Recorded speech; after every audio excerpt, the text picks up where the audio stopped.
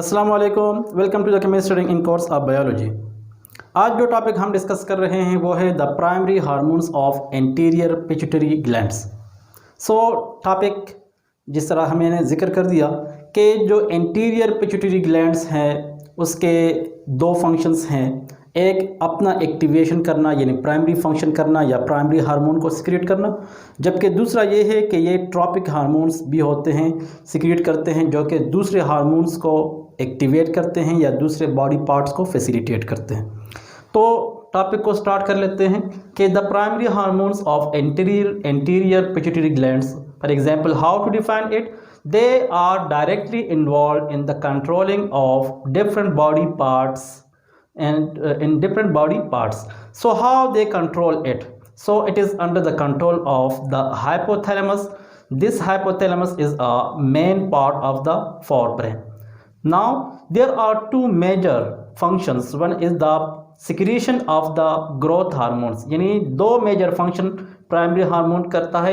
एक ये है कि ये ग्रोथ हार्मोन को सीक्रेट करता है, दूसरा ये प्रोलैक्टिन हार्मोन्स को, जो लैक्टोजेनिक हार्मोन कहलाता है, उसको सीक्रेट करते हैं।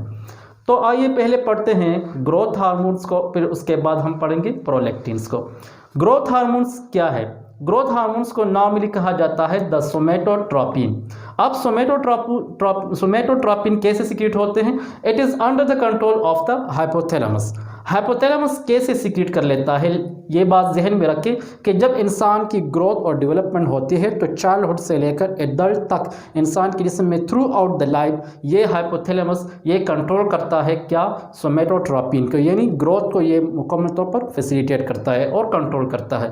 इस हाइपोथैलेमस के अंदर क्या होते हैं? There are certain factors called as the somatotropin releasing factors. ये हाइपोथैलेमस के अंदर होते हैं और फिर उसी की वजह से ये सीधा यहाँ से होकर towards the anterior part of the pituitary glands ये मुसलसल आ जाते हैं। यानी जितना इंसान ग्रो कर लेता है उतने ही ज़्यादा ये डेली बेस पर ये मुसलसल इधर आ जाते हैं।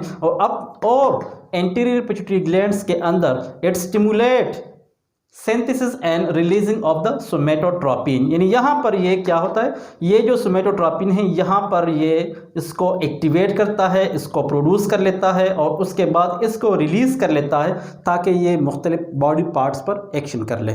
तो ग्रोथ में क्या होता है कि इंसान के जिस्म के नंबर ऑफ सेल्स इंक्रीज होते हैं, उसके साथ साथ जब डेवलपमेंट होता है तो इंसान के टिश्यूज़ बनते हैं, इंसान के मस्कुलर पार्ट्स जो है वो डेवलप करने लगता है, इंसान का जिस्म के जो बोन्स है वो मज़ीद साइज़ में बढ़ जाते हैं, उसकी ग्रोथ हो जाती है। इसी तरह डेवलपमेंट इंसान कर लेता है। तो इंसान की मेंटलिटी, इंसान की जो IQ लेवल है वो ज़्यादा इंक्रीज कर जाता है। तो what is the function of these growth hormones in throughout your life? So कुछ फंक्शन मैंने यहाँ पे लिखवाई है कि it has a direct effect on the growth and development of all body parts. इंसान के जिस्म के जितने भी सिस्टम्स हैं, digestive, respiratory, excretory, urinary, nervous system etcetera, तमाम इसकी वजह से जो है वो डेवलप करने लगते हैं। ऑल बॉडी पार्ट्स, हाथ हो गए, पाँव हो गया, इस तरह abdomen, anterior part, posterior, dorsal, ventral और लेटरल साइड जितने भी हैं तमाम इसकी वजह से ये एक्टिवेट होंगे। इसी तरह it stimulate the skeletal bones in childhood and adolescence, यानी चाइल्डहुड से लेकर एडोलेसेंस तक, बलूगत तक इंसान के जिस्म के जितने भी डेवलपमेंटल स्टेजेस हैं वो तमाम इसी की वजह से हैं। इसी तरह after adolescence growth ceased, then it start protein synthesis and promote uptake of amino acid by cell. It also facilitate the muscle development. जिस्म के अंदर न सिर्फ बोन्स होते हैं बल्कि इंसान के जिस्म में जो स्केलेटल सिस्टम बनता है तो सिर्फ बोन्स पर नहीं बल्कि उसके ऊपर मसल्स भी लगे होते हैं, जैसा कि स्केलेटल मसल्स हैं। तो ये तमाम मसल्स का डेवलपमेंट भी इसी की वजह से मुमकिन है। इसी तरह इंसान जब ग्रोथ इंसान का सीज कर जाता है या इंसान कम से कम एक 40 एज तक पहुंच जाता है तो यकीनन ग्रोथ की कमी इंसान में आ जाती है और इंसान की जितनी डेवलपमेंट हुई है वो भी कमज़ोर होने लगती है। इसी वजह से सेल्स को अब ज़्यादा से ज़्यादा एनर्जी चाहिए होती है, फिर भी ये सेल्स को ज़्यादा से ज़्यादा अमाइनो एसिड प्रोवाइड कर लेते हैं ताकि अपनी एनर्जी बढ़ा सके और इसकी तरह अपने अपने सेल डिवीजन को मेंटेन रख ले। तो इस तरह के कई फंक्शन ये सोमेटोट्रोपिन इंसान के जिस्म में थ्रू आउट द लाइफ वो करता रहता है। अब इसकी वीकनेस, इसकी कमज़ोरी इंसान में कई डिसऑर्डर्स या एबनॉर्मलिटीज़ पैदा कर सकती है। तो कौन सी एबनॉर्मलिटीज़ इंसान में होंगे? क्या चाइल्डहुड के अंदर कुछ इसके एबनॉर्मलिटीज़ पाए जा सकते हैं? तो यकीनन पाए जा सकते हैं। तो एडोलेसेंस में क्या इंसान में इसके एबनॉर्मलिटीज़ हो सकते हैं? हाँ, हर चीज़ के अगर डेवलपमेंट, ग्रोथ और डेवलपमेंट जिस चीज़ की मुमकिन हो तो उसमें एबनॉर्मलिटीज़ किसी वजह से ज़रूर आ सकती है। इसी तरह यहाँ पर भी एबनॉर्मलिटीज़ मुमकिन है। तो कई एबनॉर्मलिटीज़ का जिक्र कर लेते हैं। फॉर एग्जांपल, एक ये है कि abnormalities of the growth hormones, there are two main kinds. एक ये है कि अगर ग्रोथ हार्मोन्स अंडर सिक्रीशन कर ले, बहुत कम सिक्रीशन इसके हो, जो जिस तरह के नॉर्मल जितना होता है उससे कई कम, तो उसको हम कहते हैं अंडर सिक्रीशन। और अगर इसकी ज़रूरत से ज़्यादा सिक्रीशन हो तो भी हम कहते हैं कि इस ग्लैंड का कोई जो इसका मेजर फंक्शन है वो कमज़ोरी का शिकार हो गया है। तो इसी वजह से ये ज़रूरत से ज़्यादा सिक्रीशन कर लेते हैं। तो क्या ये जो अंडर सिक्रीशन है, जब ये कम सिक्रीट होते हैं, इसका इफ़ेक्ट बच्चे और बड़ों दोनों पर होता है? हाँ, दोनों पर हो सकता है, लेकिन चाइल्डहुड में इसके असरात इंसान पर ज़्यादा सामने आ जाते हैं। इस वजह से चिल्ड्रन इसके ज़्यादा शिकार हो जाते हैं।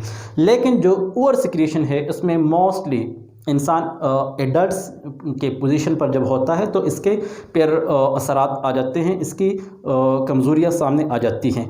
अब इंसान अगर मैच्योर हो या अनमेच्योर हो तो फिर इन दोनों में अलग किस्म की एबनॉर्मलिटीज़ सामने आ जाती हैं। तो पहले पढ़ लेते हैं इसके अंडर सिक्रीशंस की वजह से जो इंसान में बीमारियां हैं वो क्या है। तो चाइल्डहुड की बीमारी पढ़ लेते हैं जिसको ड्वार्फिज्म कहा जाता है। ड्वार्फिज्म से मुराद ड्वार्फ यानी पस कद हो जाना, इंसान का जिस्म का स्ट्रक्चर वो कमज़ोर हो जाता है। सिर्फ ये है कि इंसान के ब्रेन ये नॉर्मल होते हैं, इंसान का IQ लेवल ये प्रॉपर होता है। बस ये है कि इंसान के जिस्म के बॉडी पार्ट्स ये थोड़े से लेस ग्रोथ का शिकार हो जाते हैं। फॉर एग्जांपल, इसका हाइट जो है वो शॉर्ट हो जाता है, ग्रोथ और डेवलपमेंट स्लोवर हो जाता है, आमतौर पर status in position of the body ये कम हो जाती है। सिर्फ ये है कि जितने सिस्टम्स काम कर रहे हैं वो होंगे, लेकिन बॉडी स्ट्रक्चर थोड़ा सा बहुत कम होता है। इस वजह से बच्चे जो है वो पस कद का शिकार हो जाते हैं थ्रू आउट द लाइफ। तो ये भी है कि इंसान के जिस्म में अगर इसका कुछ इलाज है तो यकीन हो सकता है प्राइमरी स्टेजेस पर, उसके बाद जो है इसकी एबनॉर्मलिटीज़ मज़ीद बढ़ सकती है। लेकिन उसके बाद हम पढ़ते हैं द ओवर सिक्रीशन। तो ओवर सिक्रीशन में से हम दो डिजीज़ पढ़ लेते हैं। एक को कहा जाता है द गाइगेंटिज्म, जबकि दूसरा कहलाता है द एक्रोमेगली। अब गाइगेंटिज्म दोनों का है कि एडल्ट्स और एडल्ट्स दोनों, गाइगेंटिज्म और एक्रोमेगली दोनों एडल्ट्स का मसला है, ये बच्चों में भी हो सकता है। लेकिन ये बात है कि ये इंपॉर्टेंट नोट जहन में रखना है कि before the maturity and after the maturity.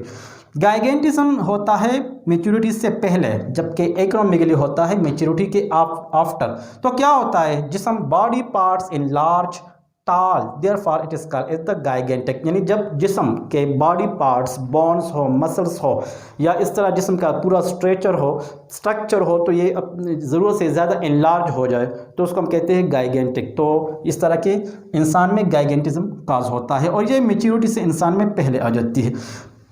उसके बाद जो है after the maturity, nose, jaws, legs, lips, hands, feet, हत्ता के तमाम जिस्म के body parts they remain increase. आमतौर पर ये इंक्रीज भी हो जाते हैं। बस ये है कि बॉडी का height it remain constant, height constant होता है, लेकिन जिस्म के बॉडी पार्ट्स जो हैं ये अपने साइज़ में थोड़े से फूल जाते हैं, स्वेलिंग्स का शिकार हो जाते हैं।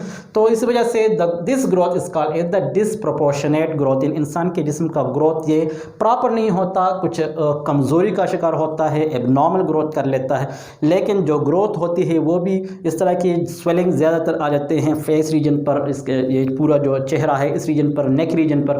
तो इस तरह के इंसान के जिस्म पर असरात होते हैं। बाकी ये कि इंसान का हाइट ये तकरीबन नॉर्मल होता है। यहाँ तक हमने पढ़ लिया प्राइमरी हार्मोन्स में से पहला पार्ट होता ग्रोथ हार्मोन्स।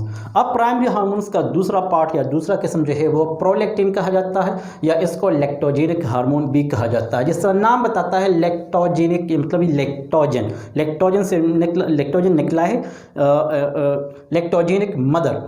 तो क्या है कि it is secreted by the anterior pituitary glands directly, यकीनन हम जानते हैं। So what are the function of this hormone? It stimulate the development of mammary glands along with estrogen and progesterones. Estrogen progesterone female के ovary के और placenta के दो अच्छे हार्मोन्स हैं जो सेक्सुअल रिप्रोडक्शन में काम कर रहे होते हैं। सो क्या करते हैं कि ये मेमोरी ग्लैंड्स को इसकी डेवलपमेंट को बढ़ा देते हैं। इसी तरह it stimulate the production of milk in that mammary glands, milk की प्रोडक्शन को ज़्यादा करते हैं। It also inhibit the menstrual cycle in lactating women, जिस तरह के नाम बताता है लैक्टोजेनिक, तो लैक्टेटिंग वुमेन के अंदर जब बच्चे को वो दूध पिलाती हैं तो उस टाइम उसका जो मेंस्ट्रुअल साइकिल है, जो मेंसेस है, वो लिटिल बिट इनहिबिट होती है, स्टॉप होती है। It induced behaviour will lead to the take care of the baby, यानी ये इंसान के अंदर बिहेवियरल चेंजेस लाती हैं। जिस तरह के एक मदर जब अपने बच्चों को जन्म लेती है तो फिर उसके बाद उसके जहन में उस बच्चे के लिए काफ़ी जो है इंतहाई मोहब्बत पैदा हो जाती है। तो ये मोहब्बत का जो फैक्टर है ये भी इसी हार्मोन की वजह से मौजूद है। बच्चा मैटरनल हो या पैटर्नल हो, जो भी हो, बस ये है कि इंसान का बच्चा उसके लिए लाजमी है, इसलिए उसको मोहब्बत देना या उसको पालना ये इसी हार्मोन की मरहून मिन्नत है। आज के लेक्चर के अंदर हमने primary hormones of the anterior pituitary glands पढ़ लिया। उम्मीद है कि आज के लेक्चर को आप बेहतर समझे होंगे और उसके बाद इंशाल्लाह हम पढ़ेंगे द अदर हार्मोन्स यानी tropic hormones of the anterior pituitary glands in the next video. Thank you.